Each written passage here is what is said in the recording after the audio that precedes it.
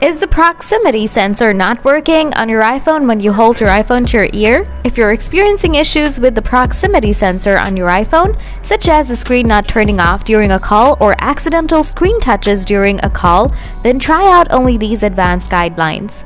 So, let's get started. Solution 1. Run a hardware test for the proximity sensor.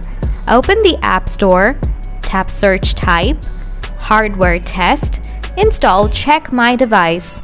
Now open this up, scroll down, tap Proximity Test. Now follow this command. Try to use your hand to cover the proximity sensor. If your screen goes off, that means you have no problem with the sensor, but if you find any issues, follow the next steps. Solution 2. Clean the sensor. The proximity sensor is located near the top of the screen, and if it's dirty or covered by a case or screen protector, it may not function properly. Try cleaning the area around the sensor with a soft, dry cloth or remove any accessories that may be blocking the sensor. Solution 3. Update your iPhone. Open Setting, scroll down, tap General, tap Software Update.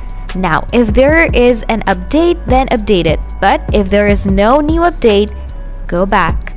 Scroll down, tap Transfer or Reset, tap Reset, tap Reset All Setting. There you are.